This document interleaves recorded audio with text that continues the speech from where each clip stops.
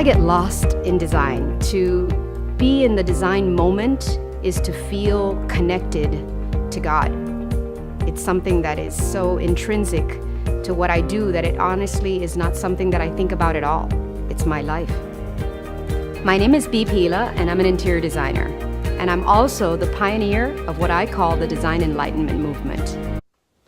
Hi everyone, Bea Pila with Bea Pila Design Studio here, and I'm here for our weekly design dilemma.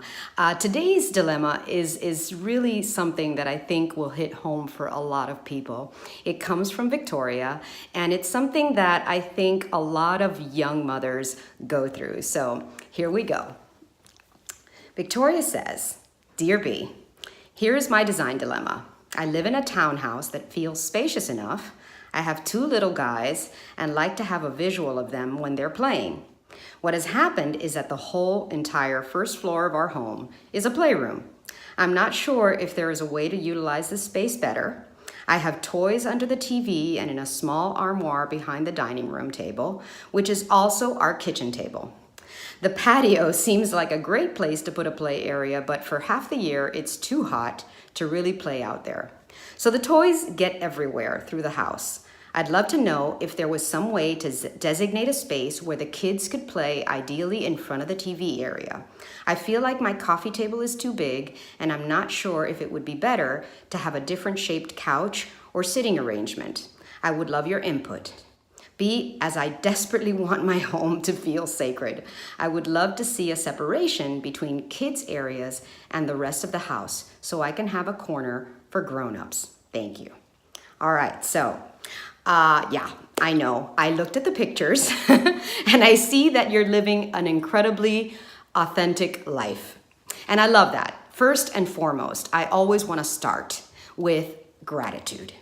Number 1, I guarantee you, Victoria, that this stage in your life, although it seems overwhelming and overloaded and there's no room for the grown-ups, it's going to fly. Trust me. I've got big grown-up children, and I went through all of the stages that you're going through. So embrace them. You know, this is actually quite beautiful. So we're going to start from there. But as you know, I actually lived in a townhome. My first home when my son was born was a townhome. And there's something really, really interesting about townhomes. Number 1, since the main walls of the house are connected to the next person's walls, there's this long shotgun kind of feeling.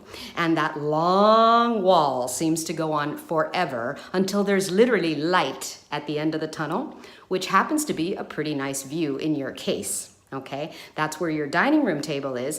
And I thought that, you know, let's see if we can tackle not only a play space for the kids, but to give you a little bit of visual aesthetic prettiness on that huge long wall. But we're gonna embrace the play space. So check this out. We definitely need to draw this up. So I'm gonna show you how. Okay, Victoria, so here is what I think from the pictures is your basic layout. And see that kind of shotgun feeling that we've got? Here's your sliding glass door where the dining room is, and here's that long wall that seems to go on forever. So I laid out the furniture kind of more or less the way that you have it here. You have a little piece of furniture that kind of supports you here, and you have another little piece of furniture right over here. And I know that this is kind of your attempt to make this long wall not feel so long. You have the TV, you have this, and you have some pictures over here. But we're not fooling anybody. This thing is pretty long. So my first suggestion, okay, is we are not gonna be able to literally segment this room for the kids. There's just no way to do it. So instead of trying to fight it, I always say what you resist persists, okay? So let's not resist this, and let's embrace it. So my first suggestion, without spending any money on furniture right now, okay, is I would take those 2 red chairs and the sofa, and I would invert them. And I'll tell you why. There's this window over here that looks like the sofa is smushed up against it. I don't like the way that looks aesthetically, and it's really not serving you. So I would start by putting your sofa instead over here. Now, I have a love-hate relationship with sofas. Sometimes I love them, sometimes I hate them, because they're not the best piece of furniture. But in this case, it actually helps us a lot, because this is gonna serve like a low wall for you, okay? And it's also gonna allow us to have one very important piece of support furniture that is going to help you to organize and keep the toys in a special space, okay? Then we're gonna take those 2 red chairs and I'm going to use them over here. One here, oops, and one over here, so that they're a little more user-friendly.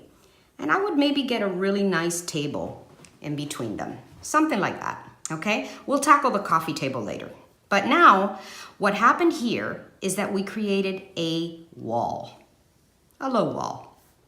And we're gonna get a piece of furniture that goes right behind the sofa that's gonna have a bunch of cubbies for you to put all the toys into right here. So we're gonna like fill this with toys and baskets, and we're gonna make it really easy. What's great about this is that it's low, so your small ones, your little guys, will be able to grab their own baskets, put the toys in them, put it in there, and I love that because that's such a teaching tool for them to know how to declutter a space after they've played.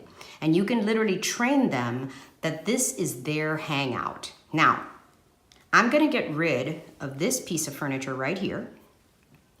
And instead of having your dining room in this position, because you have a cool bench and 2 chairs and it's not really bulky, I'm gonna move these to as close as I can get to the window, just like that.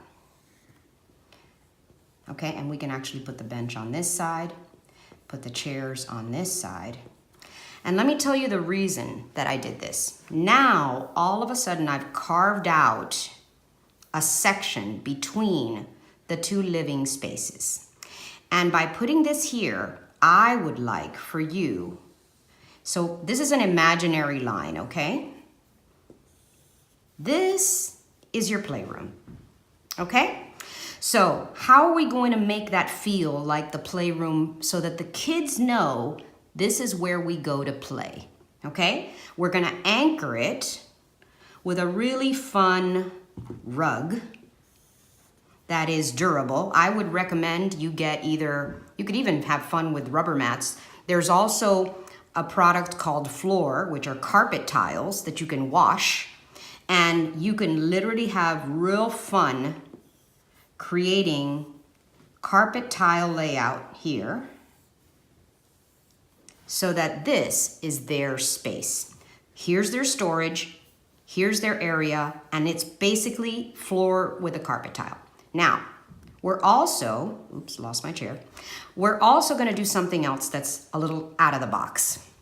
We're gonna take paint, literally just regular paint, or you can actually have more fun if you're really bold, and you can use chalk paint, okay? In black, and we're gonna paint the wall right here in black chalk paint. And we're gonna go up vertically and up vertically all the way from floor to ceiling. What that's gonna do is it's not only gonna break the 2 rooms down by that huge wall, it's also gonna give them permission to say, hey, this is my space.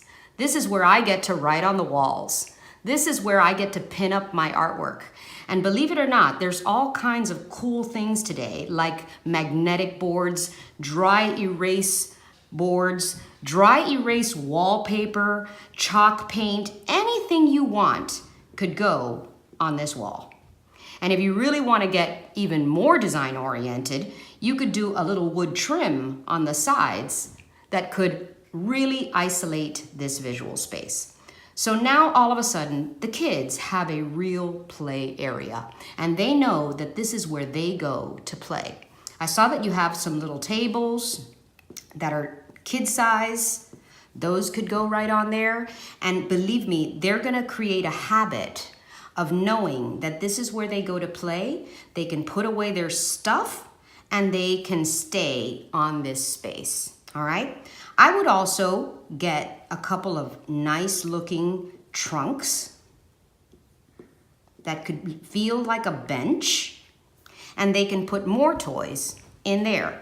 So now all of a sudden, you've got a play space. And I think it'd be really fun to see the kids' own artwork drawn on this chalk wall. It'll be a lot of fun. And being in black and dark, it'll contrast with the white walls over here and this over here, because this unit is black and all of your artwork over here is black and white. So you move those over here, you anchor this. These pieces of furniture are in black, right? And now you have a play space. Now I told you we were gonna come back to the coffee table. This coffee table is big. It's not my favorite. If you're going to spend the money and buy a new piece of furniture, I think the coffee table would be good. And I would prefer that you do a round one. And I've seen some really nice ones that have storage underneath as well as little wedge ottomans that tuck underneath.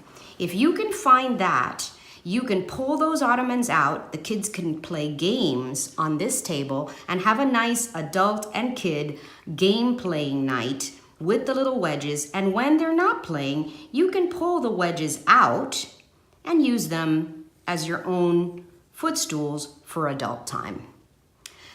So I think that this would solve your design dilemma, and it doesn't break the bank, because I know how it is when you're starting out and you've got kids and you've got all those expenses and you can't really afford to just dump everything and start fresh. So this is about getting some support pieces of furniture. This one is critical for you, and there's lots of them out there. This, a couple of trunks, some chalk paint, a nice new coffee table, and voila. We have a workable adult and kid playroom. So this is it. And I know that this particular dilemma is gonna help a lot of others. So thank you so much for sending it in. So Victoria, I hope that you got some insights and some enlightenment on your dilemma of the adult children play space. Your townhome is gonna be great. I can already visualize how it's gonna feel to divide that up and feel organized. Even though it doesn't have walls, you're going to have some space that is designated for play and some space that is designated for dining and for watching TV. So I know that so many others are going to benefit from this. So thank you for bringing that up to our attention. And if you would like to submit your design dilemma, please click on the link below and make sure that you send us some shout out. We want to hear what you have to say, because every week I'm here to help make your spaces feel sacred. I just wanted to send a little note to tell you thank you so much for all the advice that you gave me about my house. You can't imagine how amazing everything looks now and how much our lives have changed from just rearranging the stuff that we already have. So I wanted to give you a little bit of a tour to see like what the results were, because it is amazing. So we're going to start here on the patio, which as you can see is now a little sanctuary for the grown-ups. Me and my husband joke that the kids are not even allowed in here. So we have it nice and clean. And then we've moved the table over here as you suggested, which is amazing because sometimes when I do work at the table, now I can enjoy the view.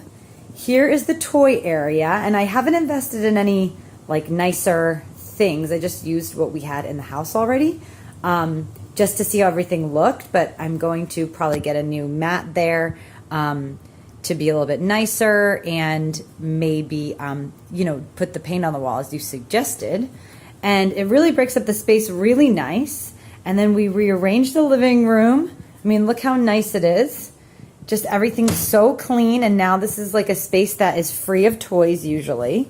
And I just think that, honestly, overall, the space, it's like we got like a whole new room.